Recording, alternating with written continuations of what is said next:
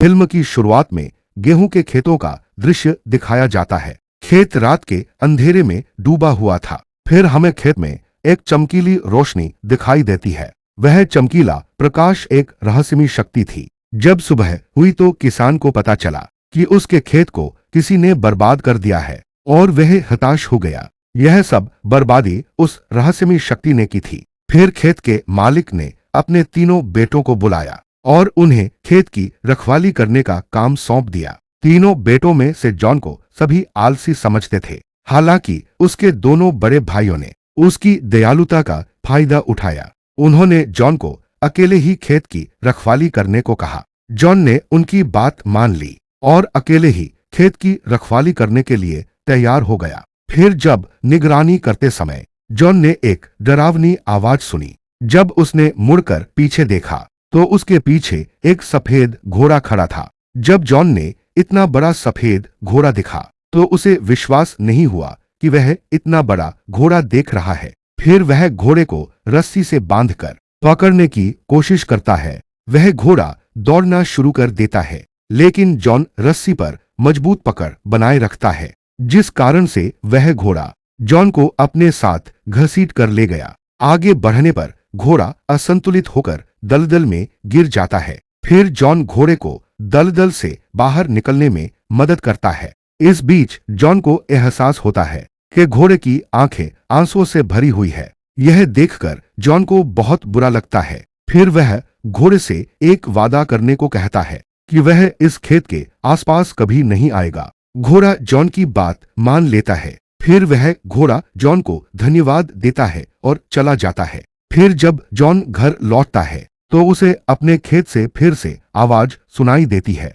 जब जॉन वहां जांच करने गया तो वह वहां जंजीरों से बंधे दो घोड़े को देखकर चौंक गया। इससे पहले कि वह कुछ और समझ पाता, एक आवाज जॉन को बताती है कि यह घोड़े उसके लिए एक उपहार है। जॉन जब उस आवाज को खोजते हुए पीछे मुड़कर देखता है तो उसे एक छोटा घोड़ा दिखाई देता है। वह उसे बताता है कि मेरा नाम फोल है। वास्तव में फोल उसे घोड़े का बेटा था जिसे जॉन ने पिछली रात बचाया था। फिर फोल ने जॉन को बताया कि मेरी माँ तुमसे बहुत खुश है, इसीलिए उसने तुम्हें उपहार भेजा है। यह सुनकर जॉन खुश हो जाता है। फिर जॉन को अपने पिता की आवाज सुनाई देती है। जॉन जल्दी से बाहर आता है और अपने पिता को बाहर ही रखने की कोशिश करता है ताकि वह घोड़े को ना देख पाए। अपने पिता के जाने के बाद जॉन फोल पर बैठता है। जॉन के बैठते ही फोल बहुत तेजी से भागता है। जॉन उसकी गति देखकर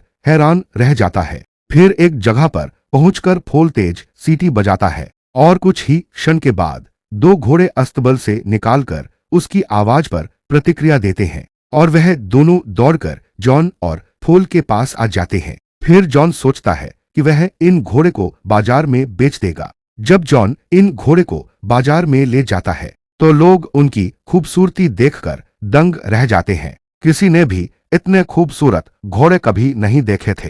बाजार में कई लोग जॉन से यह घोड़े खरीदने की बात करते हैं। फिर फोल ने जॉन को घोड़े को बूढ़े आदमी को बेचने की भी सलाह दी, लेकिन जॉन इन घोड़े को राजा को बेचना चाहता था। फिर जब राजा वहां पहुंचता है तो वह घोड़े को देखकर मोहित हो जाता है, लेकिन राजा के मंत्री को लगता है कि यह घोड़े चोरी के हैं। राजा इसका फायदा उठाता है और बिना भुगतान किए जॉन के दोनों घोड़े को ले लेता है। जब जॉन राजा से पैसों के बारे में बात करता है तो वह चुप हो जाता है और चला जाता है। फिर जॉन को फोल ने डांटा और कहा, मैंने पहले ही तुमसे कहा था कि इन घोड़े को उस बूढ़े आदमी को बेच दो। जॉन का उदास चेहरा देखकर फोल फिर से सीटी बजाता है और वह दोनों घोड़े उसके पास वापस आ जाते हैं। इन दोनों घोड़े के कारण राजा की गाड़ी पलट जाती है और राजा आटे में गिर जाता है। राजा को इस बात पर बहुत क्रोध आता है,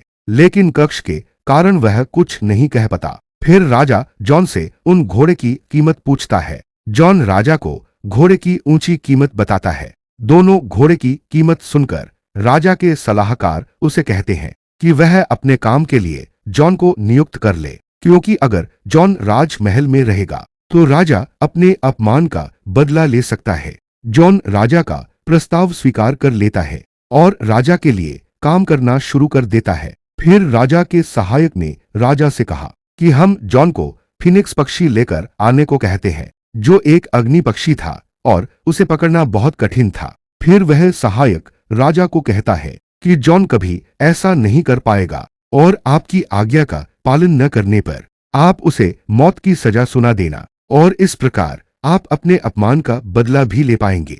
फिर राजा अपने सहायक के विचार की प्रशंसा करता है और जॉन को वह पक्षी लाने को कहता है। जॉन राजा की आज्ञा का पालन करते हुए वह पक्षी लाने के लिए तैयार हो जाता है। दूसरी ओर जब पॉल को इस बारे में पता चलता है तो वह जॉन को चेतावनी देता है कि यह काम खतरनाक होगा, क्योंकि आज तक जिसने भी ऐसा किया है या उस पक्षी की खोज में गया है वह कभी वापस नहीं लौटा। लेकिन जॉन ने अपने कदम पीछे नहीं हटाई, क्योंकि उसने चुनौती स्वीकार कर ली थी। अब पॉल भी जॉन की सहायता करना चाहता है, इसीलिए वह उसे एक जंगल में ले जाता है। जंगल में पॉल जॉन को एक स्वप्न अखरोट दिखता है और बताता है कि ये अग्नि पक्षी के विशेष अखरोट है और वह पक्षी इनका बहुत आनंद लेता है। लेकिन इस अखरोट को खाते ही वह पक्षी जल्दी सो जाता है। उसके सोते ही हम उसको आसानी से पकड़ लेंगे। फिर यह दोनों उस स्थान पर पहुंच जाते हैं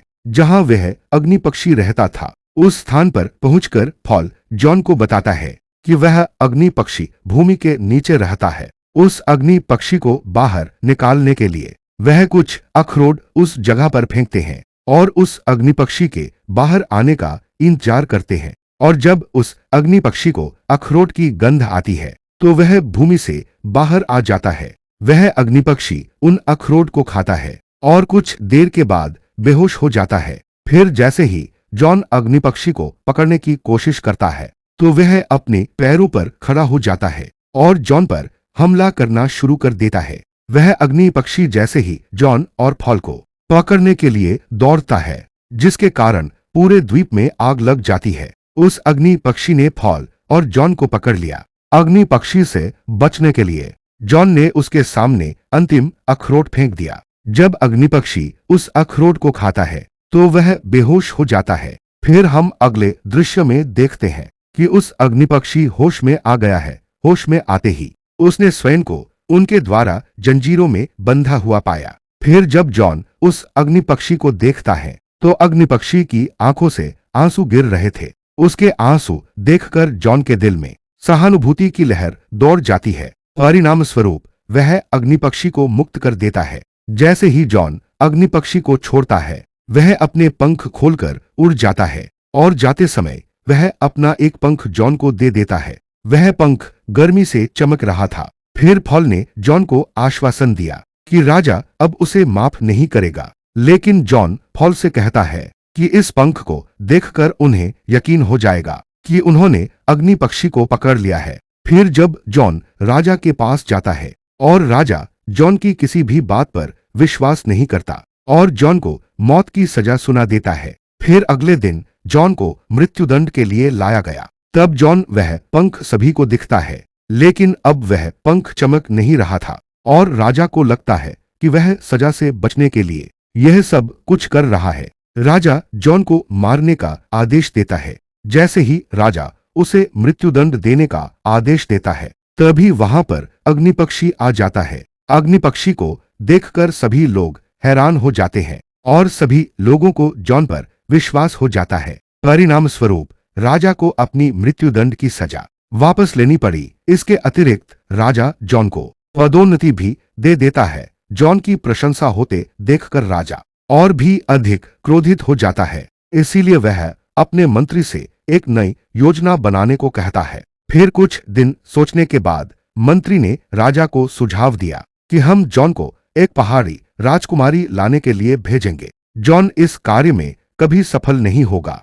और अगर यदि वह सफल होता है तो भी यह आपके पक्ष में होगा। आप उस राजकुमारी से विवाह कर सकते हैं। इस चुनौती से दोनों पक्षों में आपको ही लाभ होगा। राजा को अपने मंत्री की यह योजना बहुत पसंद आती है और वह जॉन को यह कार्य सौंप देता है। जॉन अंततः सार पर्वत पर पहुंच जाता है जहां वह सुंदर राजकुमारी रहती थी। वह देखता है कि पहाड़ पर महल में जाने का रास्ता मोटी बर्फ की परत से बना है, इसे तोड़ना बहुत कठिन था। और तभी अचानक से वहां पर अग्नि पक्षी का पंख आ गया और बर्फ की दीवार पर हमला करता है, जिससे बर्फ की दीवार ढह जाती है। बर्फ की दीवार टूटते ही एक जलप्रलय आता है। फिर जॉन महल में प्रवेश करता है तो वह महल के अंदर बहुत बड़ी संख्या में लड़कियों को देखता है, जो सभी गहरी नींद में सो रही थी। उनमें से असली राजकुमारी को पहचानना बहुत कठिन था। तभी वहां पर अग्नि पक्षी का पंख आता है